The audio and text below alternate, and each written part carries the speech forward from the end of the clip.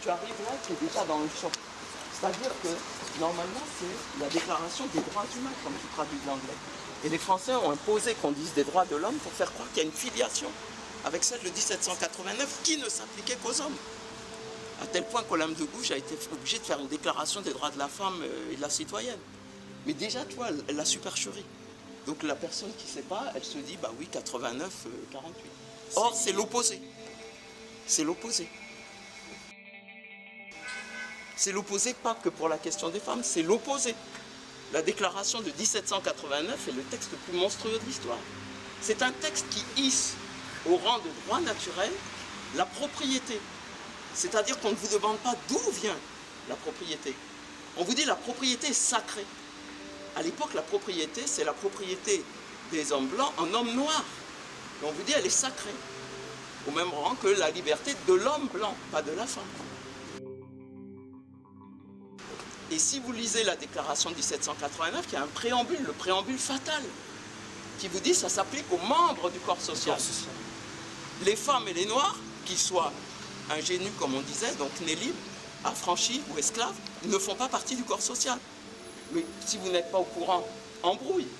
D'où l'importance pour la France de faire traduire human rights par droit de l'homme, alors que c'est droits humains. Mais bref, on continue. Donc vous voyez...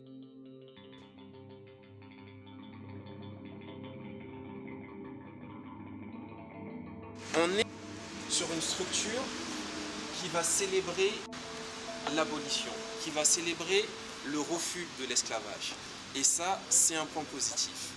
Mais en célébrant le refus de l'esclavage, en célébrant l'abolition, où on est confus, c'est que on a les textes qui célèbrent l'abolition, on a les textes qui célèbrent le refus, mais on ne sait pas ce qui a fondé le refus, on ne sait pas sur quoi on s'est basé pour institutionnaliser cette pratique, qui était, rappelons-le, quelque chose de légal, donc construit par l'État et institué par l'État.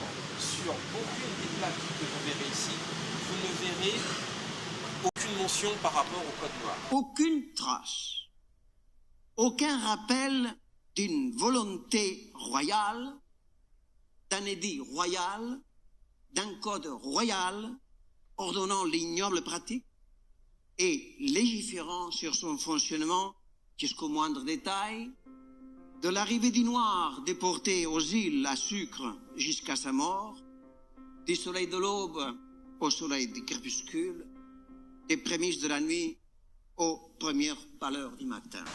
La particularité déjà de ce texte, c'est qu'il racialise l'esclavage. C'est pas noir parce que la couverture est noire. C'est noir parce que ça concerne les noirs. Donc c'est ça, sa spécificité déjà. Deuxième point, c'est institutionnel. C'est clair qu'on n'est pas dans une histoire de brigandage, on est dans un problème de crime d'État. Mais ça n'a jamais été légal. La France s'appelle France parce que France affranchie. C'était une terre où, théoriquement, on mettait le pied. En France, on a les maximes de Loisel, etc. On était libérés. Le roi Louis le Pieux s'est toujours opposé à l'esclavage. Richelieu, tout ça, traficotait, lui s'opposait. On nous explique que sur son lit de mort, d'un coup, il se dit « je vais légaliser l'esclavage ». On n'a jamais retrouvé l'édit en question. Le seul qui dit que ça a été légalisé par ce roi-là en tout cas, c'est le révérend père là-bas, un siècle plus tard, qui est un esclavagiste et qui dit « oui, oui, oui, ne vous en faites pas, Louis le Pieux, là, mais dans un pays qui a autant d'archives, ce texte on ne l'a jamais trouvé ». Ça c'est un premier point.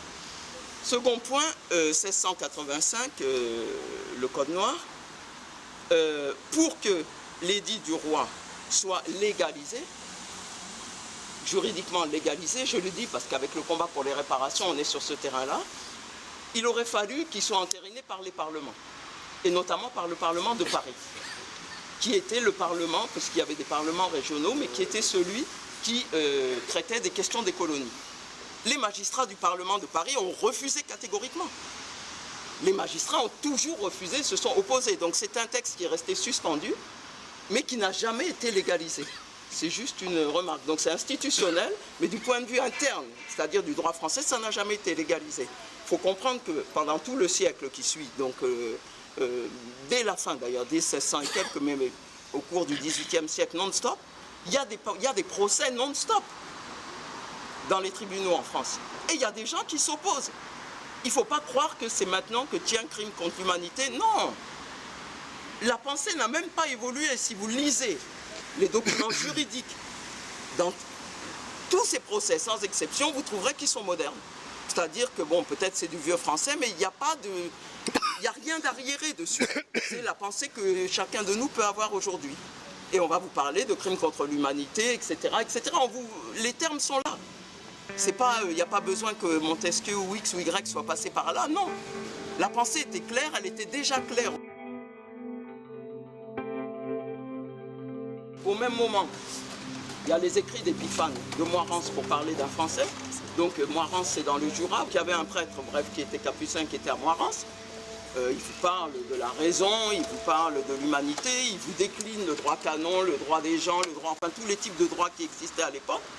Et c'est exactement au moment où sort le Code noir, et il vous dit réparation. Il vous dit ces gens ont été kidnappés, ils ont été exploités, surexploités, il faut les indemniser pour le travail gratuit qui a été fourni. S'ils sont décédés à la colonie, il faut rechercher sur la côte leurs ayants droit pour aller les indemniser. Et ça, c'est au moment où on publie le Code noir. C'est-à-dire qu'on vous fait un scénario linéaire qui vous ferait passer des ténèbres à la lumière en passant par les philosophes. Mais quand vous regardez les textes, il n'y a pas cette linéarité. La pensée est toujours la même. Simplement, dans ce genre d'endroit, on vous efface la confrontation entre les militants et l'institution. Et quand le militantisme finit par prendre le dessus, on fait comme s'il y avait une évolution. Non, la pensée militante a été intacte. Je vous dis que vous lisez Épiphane de Moirans, il n'y a rien de plus ou de moins que ce que moi ou Peter peut dire.